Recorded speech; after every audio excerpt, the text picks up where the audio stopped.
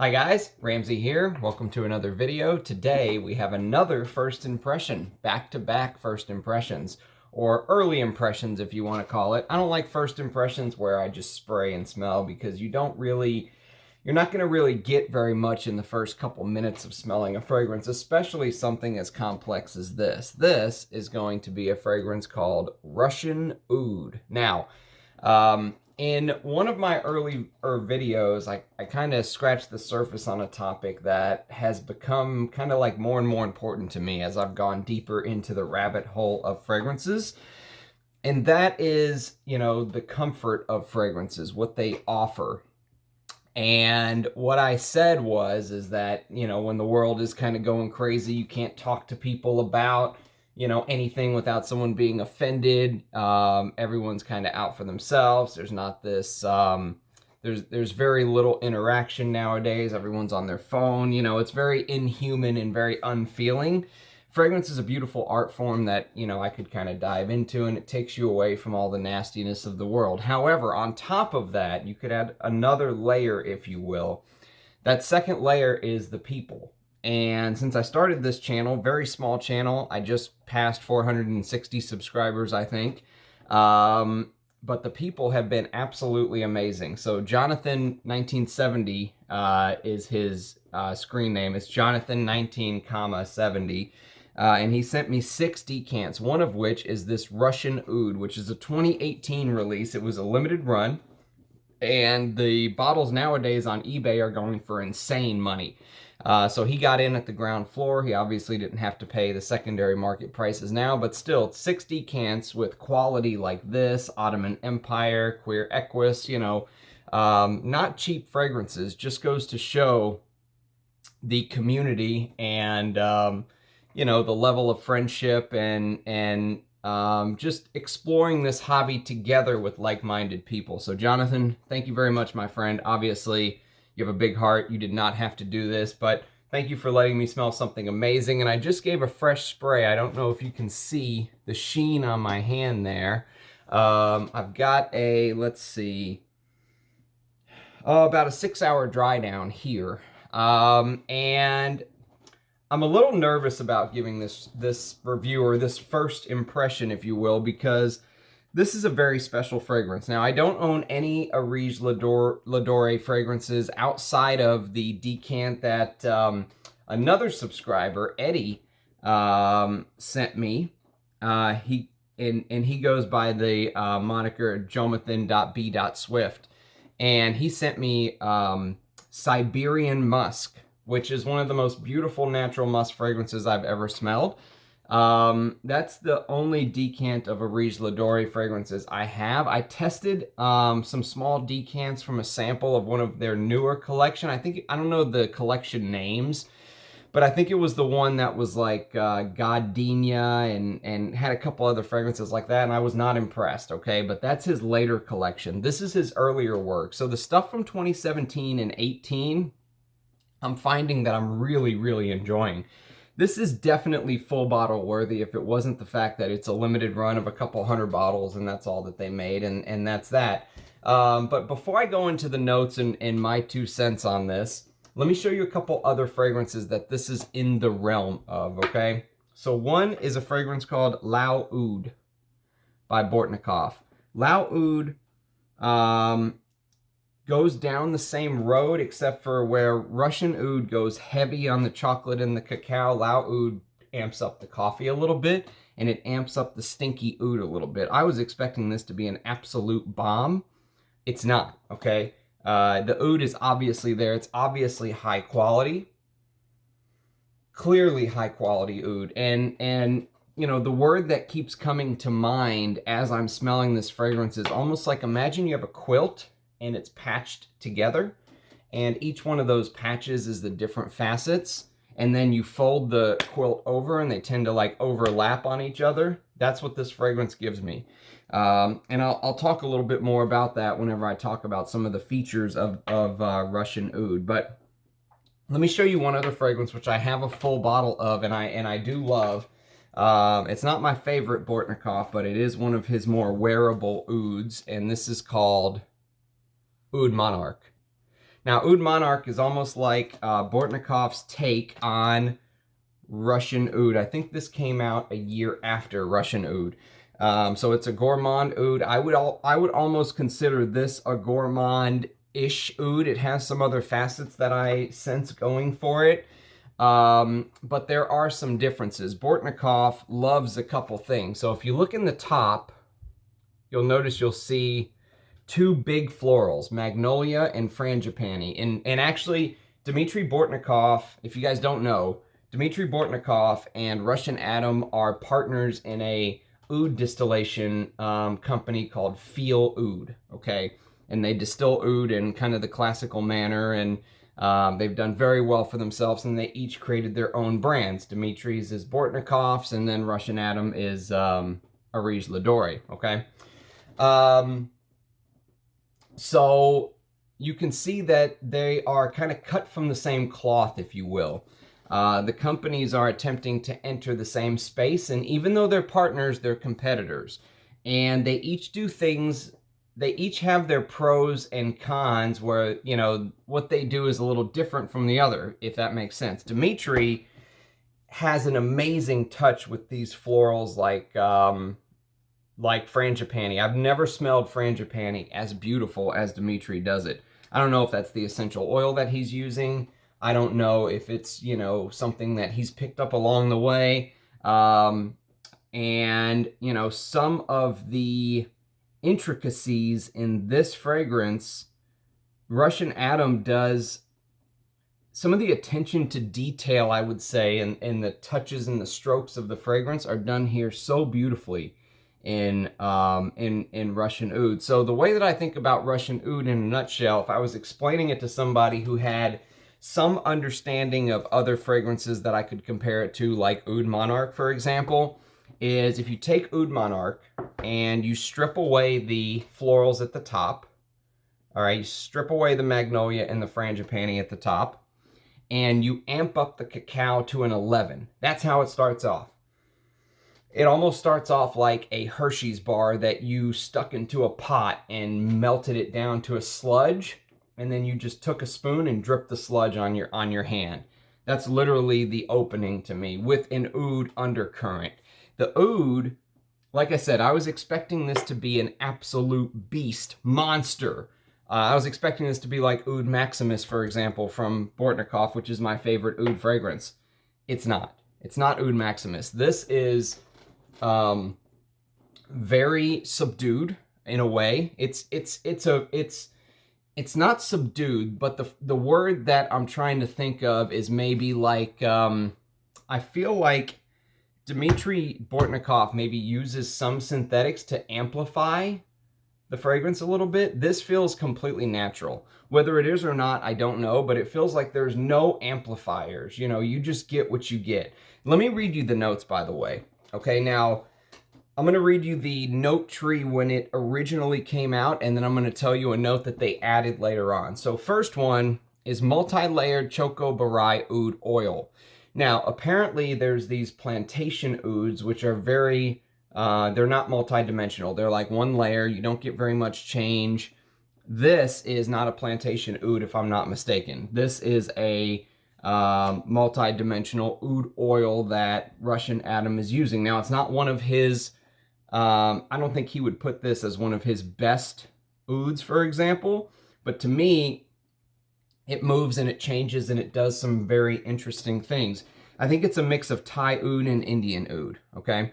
And I'm not a big oud, I'm not into the oud scene like some people. So if you know more, I would love to hear your thoughts down below. You get Russian castoreum, which I believe it's real castoreum. You get cacao extract, and it's definitely there. The cacao in this is, it's big from the start cacao. If you're a chocolate lover, it almost feels patchouli-like. Okay, so you know how Sebastian did a video a couple weeks back or a month or two back about chocolate cakey patchouli, and he said chocolate cakey like 10,000 times? This gives off that chocolate cakey feel because the cacao extract is amped up to a level that I didn't think I would actually enjoy, but it's not a sweet cacao. So don't think milk chocolate, think dark chocolate. dry dark chocolate, okay? So there's almost no sweetness in the cacao in the opening. But I do feel like there's a little bit of sweetness coming from something. Maybe like the oud has some sweetness to it. Maybe the musk. There's a Siberian natural deer musk, which is, Areej Doré says it's derived from a gigantic musk pod. What is a gigantic musk pod? I have no clue. But there it is. And I will tell you, because of my experience with natural musk from Bortnikov's Musk Habib, and also Siberian musk from Areej Doré, I will tell you that some of the myths that I thought about natural musk that I learned in some of those smellings do come to the forefront here later on in the dry down. Okay, so what I mean by that is when I initially smelled a natural musk fragrance, I thought it was going to be completely overwhelming. Kind of like I thought this oud right here would be an absolute beast and a monster on my skin. And it seems like longevity, that's true. This has been going strong for six and a half hours now. Yeah, 6.5 hours. And it is still brewing this beautiful labdanum resinous brew underneath the chocolatey oud feel. Now that this is a fresh spray, you do get a little bit of that stink from the oud. I like my oud maybe a little bit more stinky, a little bit more challenging than this. Maybe because I have some experience in this field. If you're a newbie, this is going to seem very challenging to you. To someone like me, I would say this is a oud that I could easily wear around people and think I'm not going to offend anybody. But the natural musk doesn't come across as like this in-your-face heavy, musk that's just going to blow you away and knock you back. No, it comes across as this beautifully pillowy musk with a little bit of sweetness to it. And it's this sparkly sweetness that I don't think can be replicated with with the musks that you smell in most fragrances, the synthetic musk. The natural musk has this sweetness to it that just I don't think can be replicated no matter how hard they try, because it's something just so beautiful from nature. And apparently this is legally derived. They have a certain amount of hunting licenses. They use the musk pod. The musk pod can make 100 bottles or whatever it is. So it's not like they're out there, doing anything illegal to get this. However, it does have real musk. So if that's a no-no for you, this brand is probably not going to be for you.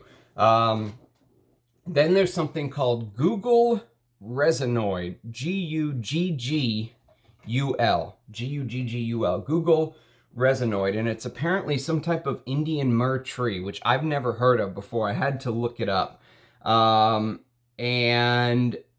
apparently it's supposed to have this like incensey, almost like a burning frankincense, but with this caramel/toffee smell, okay? And that's where this really starts to head into the gourmand territory. Now, the big player, in my opinion, later on in the fragrance, so the opening is all about the cacao and the oud. But the big player later on, as the fragrance starts to dry, is the real musk starts to come out, and you really start to smell it in the late dry down. Like right now, this smells almost like a musk fragrance more than it does an oud fragrance. The real musk has come to the forefront, and it's just almost like created this beautifully pulsing aura, off of the fragrance. But the fragrance is very subdued. It's not a screamer because there's no synthetics. People think that, if it's a natural fragrance, oh, it just must be a beast. It's going to reach out like Sauvage EDT and touch everyone. It's the exact opposite. Naturals don't have the power that the synthetics have. They're much more personal. But if somebody comes into my bubble, I guarantee you they will smell this. There's also a cedarwood note, which you do get this woody undertone going.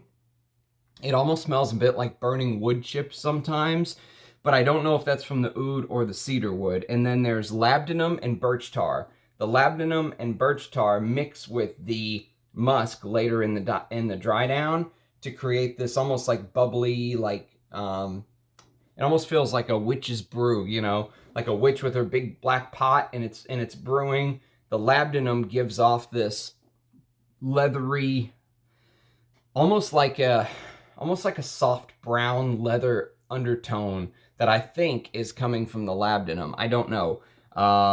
There's myrrh, and the myrrh just like blends with the labdanum to create that resinous, bubbly undertone, if you will, in my mind. So it's very resinous. The sweetness kind of comes and goes. It comes and goes in waves. And then you get this smokiness from the labdanum too that, you know, it almost feels like you're wearing Interlude Man sometimes. You know how Interlude in the dry down gets that opium tent smokiness going? This feels like that, but much more natural. And so the note, let me tell you the note that was left out of the original note listing that they actually added later on. So the original note listing did not have one note, which I think if you smelled this, you would be a little bit surprised. And that is the sandalwood. Now, the sandalwood here is not the spongy, lemony, milky sandalwood that you're used to smelling. It almost, it's what they call Santal 100K or Sandalwood 100K, which is a creation of Dmitry Bortnikov and Russian Atom. They both use it in their fragrances. Is it in this one?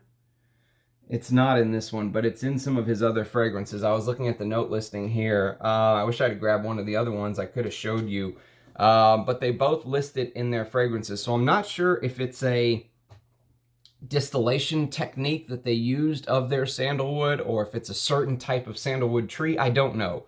I'm sure somebody could tell me down in the comments. But this sandalwood that you get, it's very birch tarry. It's very smoky. It almost feels like you took that pot that you were burning the chocolate in the beginning. You took the chocolate Hershey's bar and you stuck it in the pot and cooked it down to a sludge. It feels like you did the exact same thing with the sandalwood. So as you can see, the story that I'm painting is one of a very complex fragrance that uses very special materials. You know, Russian Atom gets to work with some of the most unique materials you could imagine. The problem is the limited availability. You know, if there's 200 bottles of this, and he was selling it for $300 when it came out, and it's going for $1,500 on YouTube, on eBay right now, it's not going to be for you know, the person who goes to Macy's and buys their fragrance. This is going to be for the real fragrance connoisseurs. They want to smell something amazing. They want to smell something deep. They want to smell something that is, you know, different with amazing materials. And this really meets that. You know, you have to like smoky and burn. This does have this smoky burning wood feel to it to me. It's so good though. It is it's so interesting.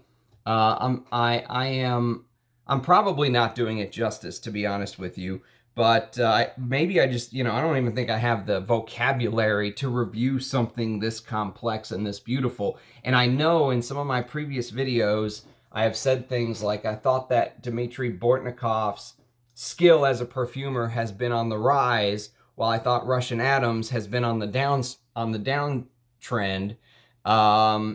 And to be fair, if you smell some of his newer stuff, I think what's happening is he's not using any synthetics at all. It's 100% natural. It's very hard to make a natural smelling fragrance work and smell beautiful. And I just feel like his compositions could maybe, they could maybe really benefit and reach a wider audience if there were some synthetics added to the mix. Synthetics don't mean bad. You know, that's the thing about a professionally trained perfumer, is that you know, they know how to take beautiful ingredients like is being used in this, but they also know how to mix in some synthetics to do stuff that no matter how good you are, no matter how great of the natural ingredients you're using, you could never get to the final finish line without a little bit of synthetics in the mix. Now, this is a fantastic fragrance. I wish I had a full bottle of this. This is dark, sexy, it's brooding, it's mysterious. It's something that I really think you could wear in any weather. It's cold out today here in Texas. The snow on the ground was melting. We hardly ever get snow. But, you know, that ambery, chocolatey oud, very gourmand feeling. I think if you said, hey, Ramsey, you can have one full bottle out of Russian oud or Lao oud, which one would you pick? I think I would take the Lao oud. And again, I have a soft spot in my heart for Bortnikov. You've heard it in my other videos. You've seen it in my recommendations. I was the one who pounded the table and told Rich Mitch he has to smell Oud Maximus and Oud Monarch. He got those little 9 ml travel atomizers, or, you know, decants, or whatever you want to call them. And so for me, Lao Oud has a little bit more of that stank, a little bit more of that power. It's almost like you took Oud Maximus, which I love. It's my favorite oud fragrance, and mixed it with something like Russian oud. And you know, you combine Russian oud with Oud Maximus to get Lao Oud. So if I was going to buy another oud fragrance, this is what I would buy. Plus, Bortnikovs are much more accessible. You know, they make a fragrance and you can go to Lucky Scent and buy it. You can go to other websites. I think they're on Lucky Scent. Don't quote me on that, but you can find them. They're accessible. Whereas Russian Adams, Areej Doré creations, these are amazing compositions, but they're very limited. You know, people that don't even love fragrance just go out there and buy them for $200-300 because they know they'll just be able to turn around and double, triple, quadruple their money to the people who missed out clicking the buy button fast enough. I'm not into that. That doesn't appeal to me.